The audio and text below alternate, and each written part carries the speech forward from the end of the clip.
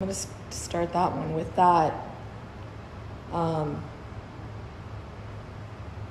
Hopefully this works. We're going to find out. You can see Wildcat. Dun, dun, dun, dun. Dun, dun, dun, dun. Are you on the airplane? 3, 2, No, I'm not. 1. Hold on. Am I in Tanya? I need to check. Okay, I am on Tanya.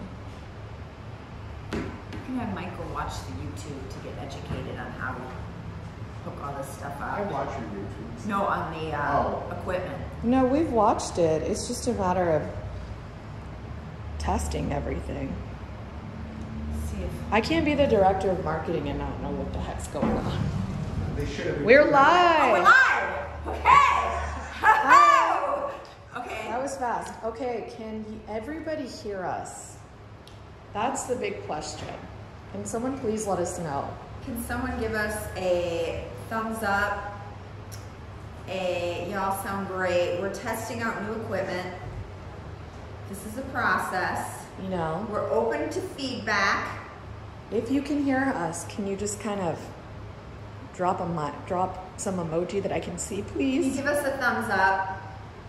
And anybody out there who's very equipment savvy, can you just be like, hey, this is what y'all need to do? Just break it down to us real. I saw a heart. Does that mean you can hear us? I'll try not to scream. To the person last week who told me that I don't need to scream into the mic, I am a naturally loud person. Right. And the more excited I get about whatever I'm talking about, my voice tends to escalate higher and higher depending on the level of excitement that I have about whatever I'm talking about. So I don't mean to scream. It's not the mic. It's a personality flaw. It's me. It's not the mic. It's me. Oh, someone said it must be Italian, so I'm assuming that you can hear us. Welcome, everybody. Welcome to beautiful downtown Dallas. We're living the life today. It's a beautiful day. People all over, moving around, lots of activity. One of these days, I think we need to like zoom over with the camera and zoom back. We tried to do a different angle last week to kind of show all this activity, but it was just not good lighting, so, you know. No, but to Tanya's point, you have to see this traffic. It's phenomenal. Like, looking at it is great, but if you're in it, whew. There's an energy, and I thrive off that. So being around people, movement, activity on the street, I just get a natural high off it. Oh, yes. She came in today blazing, and I'm like, tsunami, slow down. That's my Monica opinion. said that I was stressing her out because I came in at 100 miles an hour. Which is fine, except I just needed to get her situated. I said, eyes on me. Yep. Squirrel. Okay, so. Yep, there's 10 things on my mind that I all need to ask at once. Which is really funny because I'm the same way in my personal life. And people tell me that I remind them of you a lot. Does that make sense? Anyways, so we are, what is this, week 4 now? Yeah. I can't believe that. So we're trying to do these more informal sessions just to kind of talk about life, some things that are going on. I've noticed that they've taken kind of a less of a real estate turn, and I don't know how I feel about that. We talk a lot about some of that stuff in the stories. Yes. But, you know, I'm thinking we're going to get on here, we're going to get educated about real estate, talk about deals, and naturally people want to know more about clothing, fashion, whether I'm single. I don't know how I feel about that. I think it's people are naturally curious about just life in general and people in general. That's okay. I will say I'm loving the comments so far. Tanya can't see them, but if you have questions or have feedback or anything you'd like to know, drop them in the comments and I'll let Tanya know. But one funny thing, someone said that you would be bad in an apocalypse. That I would be bad in an apocalypse? Yes. What does that mean? Maybe because of the squirrel mentality, I don't know. And then we had another one chime in and says, I would disagree. You're someone who gets things done and would be good to be around. Aw, thank you. Thank you. Okay, so as we wait for things, questions, kind of tell us what's on your agenda this week. What are you excited about? How are we rocking and rolling this week? Sure.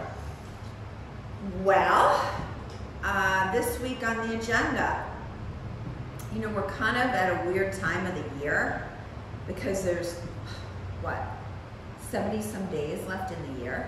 Yes. And, you know, in my world, well, let me just backtrack. Typically, historically speaking, yes, in my world, from Thanksgiving to the end of the year, everything shuts down. Everything. You know, people wait till the next year to do deals. If there's deals that are kind of lingering or projects, they just kind of stall and tend to pick up again, I would say beginning of February. So historically, in real estate and in my world, the whole world shuts down from Thanksgiving through January. Now, the last couple of years, things have kind of been shaken up a little different. So things aren't naturally working exactly like they have historically. But, you know, kind of already seeing a bit of a slowdown. You've got the election, you know, and just mentally getting prepared that, you know, once Thanksgiving hits, we'll just be tying up loose ends. And we're already, frankly, looking at next year. Monica's booking out conferences. I'm booking out some speaking events. If you're interested, email the office, and we're already planning some of our next year. We got ICSC in February here at Red River. So, and I tend to, honestly, I get a little bit of a Debbie Downer because I'm real excited up until Thanksgiving, and then after that, it's kind of a letdown for me because when things get quiet, and then you're just waiting for the year to finish, and then things that you didn't get done, I don't want to say that I get depressed, but it's a little and that's where Tanya and I differ, because I get excited for the downtime simply because it means all of those administrative things that need to happen, we can do them during that time. So for me, it's a great time. I have to be constantly stimulated. And to be fair, I have to do those things so that we can be prepared for that, again, tsunami coming in January. Yeah, so that's coming. You know, we're already planning sort of our end of year. But there's some really exciting things that you're doing this week specifically. Okay, do you tell everybody what's happening Wednesday, Thursday, Friday? Yeah. What are we gearing up for? So tomorrow we're getting some updated headshots. Full-fledged. Cringe. Photo shoot. Cringe. I hate getting my photos taken. I mean, I hate it. You know, people think that I love attention, and in some ways I do, right? I thrive off energy and excitement, and I know when it's game time. But in actuality, doing some of the social media stuff, some of the marketing, you know, apparently my photos they think are too outdated. So they're 2-3 years old. You know, some of the look has changed a little bit, some of the projects have changed. So we're getting updated headshots tomorrow. We've got a photographer coming. We'll try to do some behind the scenes. We got somebody that's doing my makeup. Cringe. But I've told them, very natural people, keep it natural. This week we've got the crew competition. I'm volunteering for the Crew Network. They do a yearly competition with local DISD, Dallas ISD students, young women. Yes. And they've qualified in some manner for this competition. They have an interest in different aspects of real estate. It could be marketing, it could be office, it could be retail, it could be construction, it could be architecture, it could be development. So there is, I think, half a dozen of us that have been put into subject matter experts, where the young women, as part of their competition, come and interview us. We provide feedback on their projects, and they're competing for, I guess, scholarships and competing for various awards. So that is, and for those who don't know, Thursday. Let people know what CREW stands for. Okay. Because we had a question, what is CREW? I see. So CREW is a national organization, and probably the largest organization that is focused solely on women in commercial real estate. I believe it's even an international organization, but we have a local Dallas chapter. I spoke at one of their events earlier this year. CREW also is a big advocate for different conferences and different initiatives to encourage more women in real estate, whether it's through mentorship, whether it's through education. They do a lot of local events, national events. They sponsored the Women's Breakfast this year that I spoke at ICSC, which is the largest retail conference in the United States. So, they reached out to me to see if I would be willing to participate and be a part of the competition. And I love working with students, especially young women. So oh good. So we have photo shoot Wednesday, mentorship Thursday, and what are we doing Friday? Friday we've got a luncheon that we're doing to support the Girl Scouts of America. They're doing their annual luncheon fundraiser, and they're honoring certain women in our community. Yes. We're a big fan of the Girl Scouts. We are also. But there's something you need to know about Tanya, and I think she's very intentional in everything she does. She'll drop little Easter eggs in what she's doing, and she's like that with everything. So tell everybody about the Girl Scout cookies and kind of what our office has been doing with that, because I think that's a really great story, especially as we're coming into the holiday season and people are looking for gift ideas. This might be one, maybe Girl Scout cookies, I don't know if they're sold, but right now, but tell us about that. Well, as you mentioned, I try to be very intentional, whether it's to support local businesses, through gifts, or through fundraising, or through sponsorships. I've been extremely involved with the DISD and the homeless youth probably for the last 15 years. That's something that I've been extremely involved in. But for the Girl Scouts, for the last probably 10 years, we've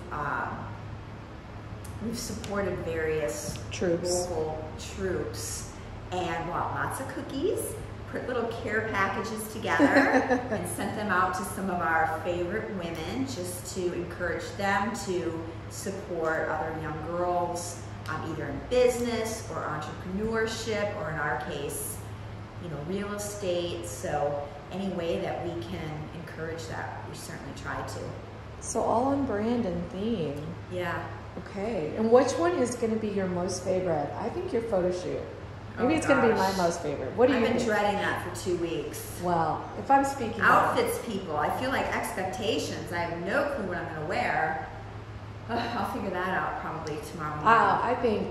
I think you're going to get the most energy talking to the young women. Yeah, I enjoy that. I'm curious as to what she's going to wear and the advice that she's going to give them. And Tanya is such a magnet for that, so they're going to be attracted to her. I can see that already. Yes. Yes. Okay. So we've got a busy week. And voting, of course. That's right. Second day of I don't know, it varies across the country. I think in Minnesota, early voting started last week. In Texas, where I'm located, early voting started yesterday. And I know in some areas, Michael had mentioned that there was a 2-hour wait yesterday. Oh yeah. So I think one of the questions that somebody dropped was whether I vote early or whether I wait till election day. I always vote early. Yeah. You know, I think that it, as a woman, and as an American, I think that voting is a privilege. Yes. And regardless of what spectrum you land in, politically, it is our right, it is our duty, and it's something that I think is extremely important. I agree. We vote as a family, and we decided that we're going to vote on Saturday because it's a tradition to take my daughter every year to vote early. So we're going Saturday, and we're really, really excited about it. Well, do me a favor, anybody out there, when you go vote, do me a favor, tag me. If you tag me when you vote, don't get too political, okay? But if you tag me that you voted, I'll share it. I'll share it on my feed. I love it. I'll be sure I'll to share it on my stories. So as you can see, we're a vote early kind of office. Michael's already voted. Tanya's got a plan to vote. I've got my plan. I'm curious to hear about other people. Are you an early voter? Not a voter? Voting on election day? Tell me what you're thinking. Well, and we're very civically engaged in my office. I mean, look. Yes. We're in real estate development. We're highly involved at the city level. I've served on various boards and commissions over the years. I've advocated for different things on the bond. I advocated and lobbied for the revitalization of the farmers market in downtown Dallas. The city of Dallas actually wanted to close that side of town and basically just bulldoze it. I organized one of the largest business organizations that lobby both on the local and state level to privatize and to revive that side of town. Today, that side of town is the largest residential district in all of downtown Dallas. So I am a big advocate and big supporter that,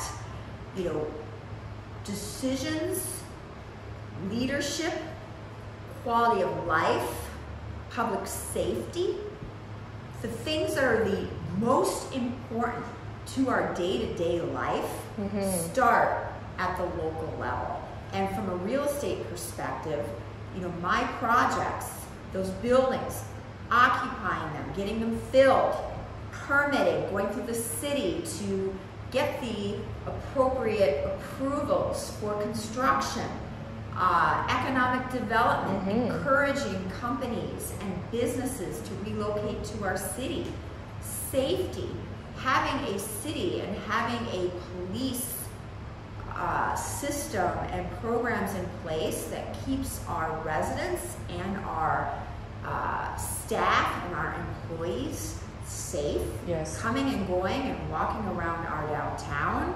Everything is related to to really casting that vote. So highly civically engaged. Yeah, I love it. Well, and some people focus on national elections, and I think you touched on that, where local elections have the most direct impact in your life. So be mindful of that. I know that some cities have charter amendments, like Dallas, bond propositions for others. So and it can be extremely overwhelming. Here in Dallas, we've got some charter amendments and some things up for our bond. And, I think sometimes they purposely make the language so it can get very, very confusing. But, I think it's important to get educated on those items and how they impact,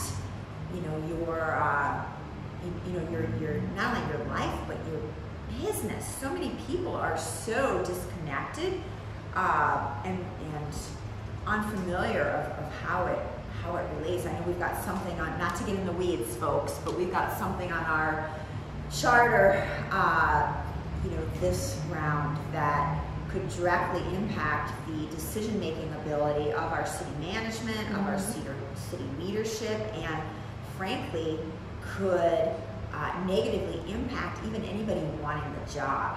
That's really, really frightening for, you know, a city that's experiencing the growth that we are. So you touched on growth. I think there was another question, and you might understand this a little bit better than I had. It had asked about loans. Oh goodness, this is like going to a whole nother topic. We're switching gears because we're talking about the growth in Dallas, and there's some things. Did you understand that question, and could you maybe tell us what that question was? Because I don't know that I understood it very well. So we get questions all over the place to whether I'm single and what I wear, to how to go get a loan, and how to find pieces of property to invest in. Michael's laughing. Something that I feel maybe my male peers don't have quite that diversification of questions. But, okay, so the question was, how do you find properties to invest in? Basically, how do you get started? And how do you go about getting a loan? Okay, I'll try to break this down in Cliff Notes. So, how do you find properties to invest in? There's lots of various ways. How do you get started? You know, I think, you know, number one, if you're new to real estate or you're looking at making an investment, number one starts with getting educated.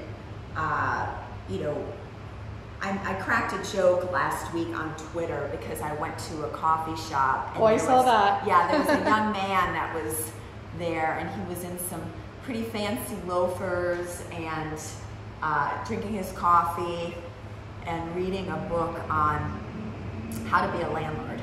And I cracked a joke of that because I thought it was cute and amusing. But you know what? You got to give the guy credit. He was reading and he was becoming educated. But as far as how do I find properties to invest in, God. Some of it is, I think, word of mouth, and just having your ear to the ground, kind of like talking about what we talked about last week, is being boots on the ground. Yeah. Your running methods, you're feeling it, like the understanding the authentic experience. You know, there's lots of different ways. You can certainly engage with a broker. Brokers are excellent resources if you are looking for something specific that can assist you in looking for available properties. I strongly encourage that you start out small, you know, to get your seat at the table or to get your foot in the door. If there is someone locally that you can actively connect with, either to become a mentee, perhaps they can be a mentor. If there's opportunities to invest at a small level, whether it's $5,000, whether it's $10,000, whether it's $25,000, just to learn. I really encourage people to start small and to get involved at some level so you can learn and to expand and grow from there.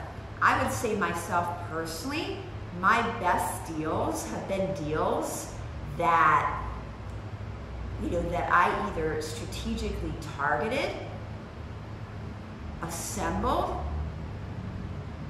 heard about, went after, cold called. Some of it was oil and gas deals where folks contacted me later and wanted to sell their properties, and I started assembling it. I think it's very, very important to really be familiar with that market. You know, for myself, I do not invest in markets that I don't understand, that I either do not have somebody in that market, that I haven't personally spent time in that market, that I haven't either lived or thoroughly immersed myself in that market. I personally am of the mindset that I have to really, really understand it. You know, I am Wildcat is looking at expanding into some other markets in the next 12 to 24 months. I will not do that without spending a substantial amount of time in those markets, forming relationships, getting to know the politics, getting to know the city leadership, getting to know the economic development structure. Are there incentives? What's the collaborative appetite with the city leadership? What is the local stakeholder vibe or environment? Am I going to be considered an outsider coming in? Am I the big bad developer, city girl coming from the outside? Are they saying, hey, come, we like your vision, we like what you stand for, we like your product, we want you to invest here.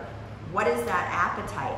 Those are all some of the things I look at. That kind of took me a little bit away from that question. No, I think that's really important. I think the best way to get started is just to find people to follow on social media. There's some great real estate folks as part of the CREI Summit, as part of the Retweet community, as part of ICSC, as part of Crew. Get connected with some of those folks and really get educated and start out small. The loan conversation that's a pretty lengthy. We might save that one. Well, that kind of goes along with someone asked in the chat was, how did you get started? And you touched on that, but do you want to, for people who are new, do you want to talk about how you got into real estate, kind of the Cliff Notes version of that? How did you get started? I'm a big believer that hard work beats talent. The most important thing you can do is show up, and skill set is transferable. Those three mottos are the foundation of my life and what I live by. So I'm someone who started out in fashion. I graduated with 6 people from high school. Am I the smartest person in the world?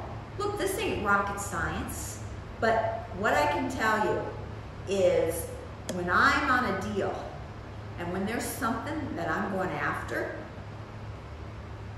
no means not right now, and yes means yes.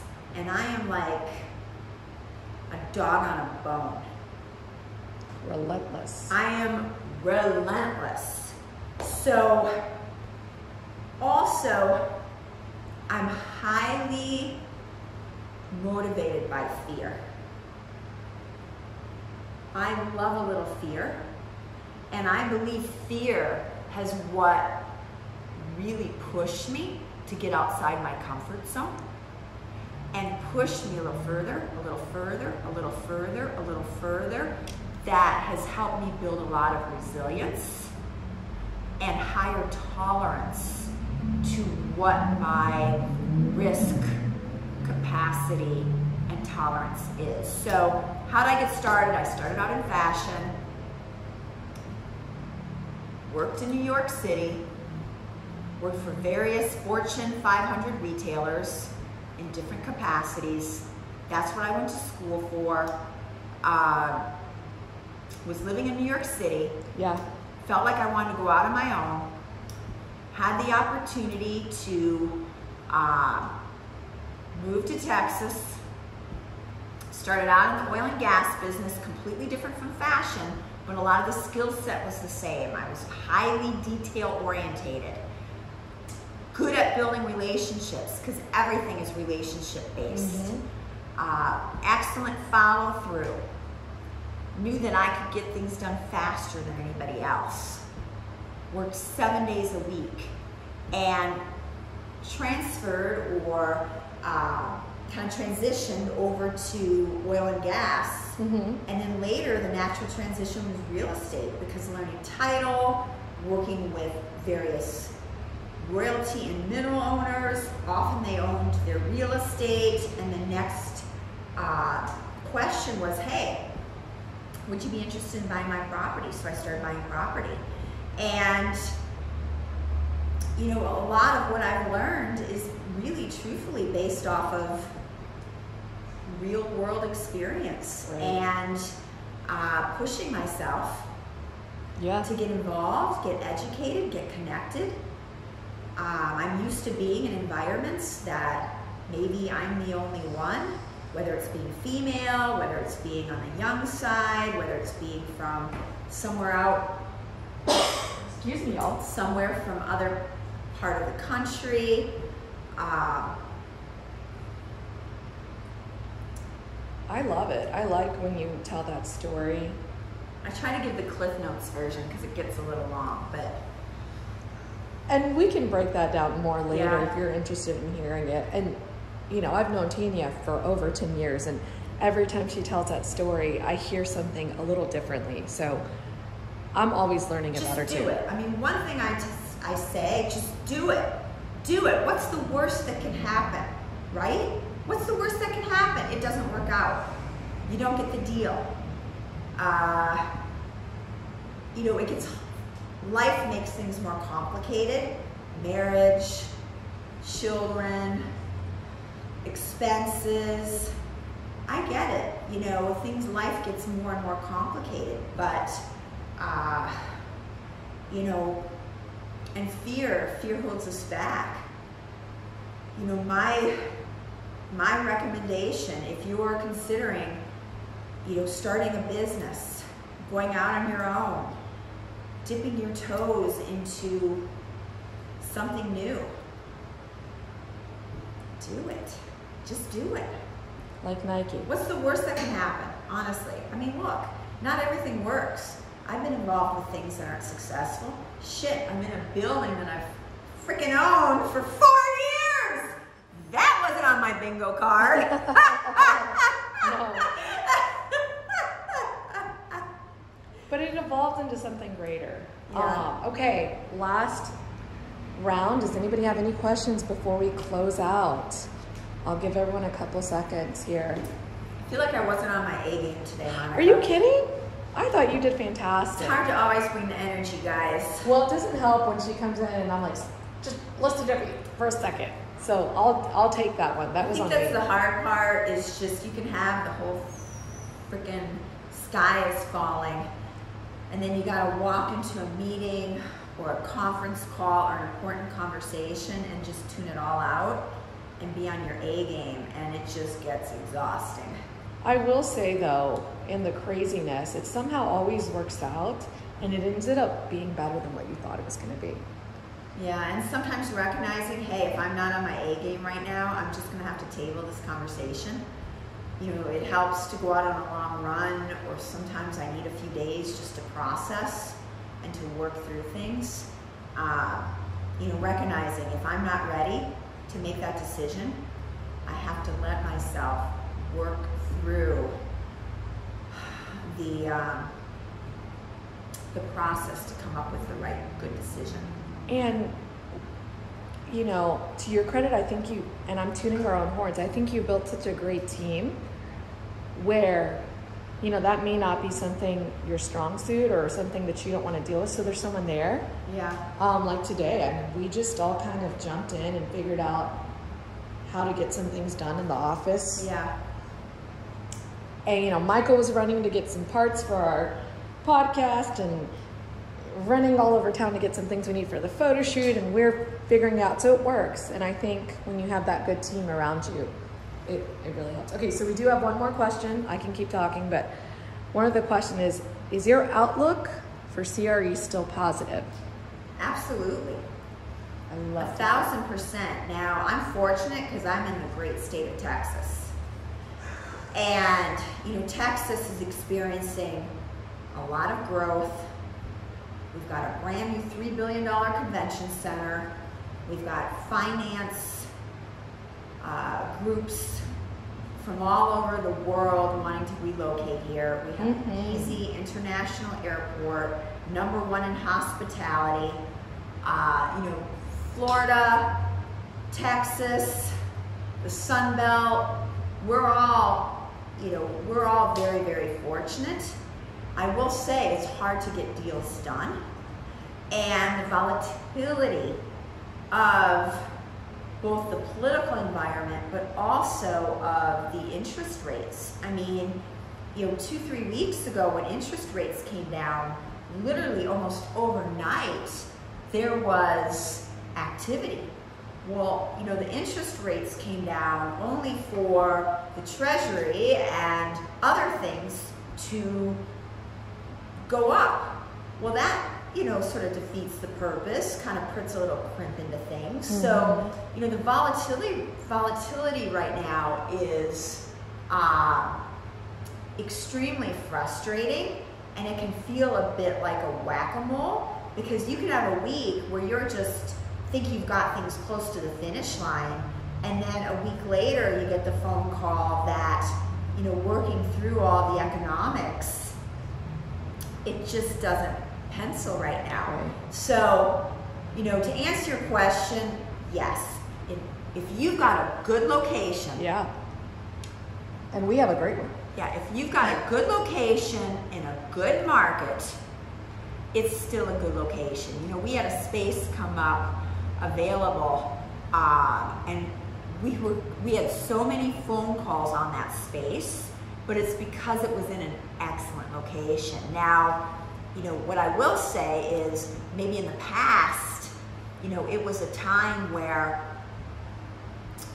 it was a good market for brokers. You didn't have to work as hard, frankly.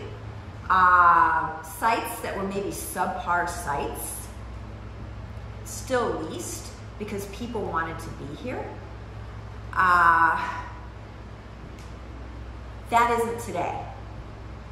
I would say that there is probably 2% of the brokerage community that's doing majority of the deals. Yeah, you can't just get by today.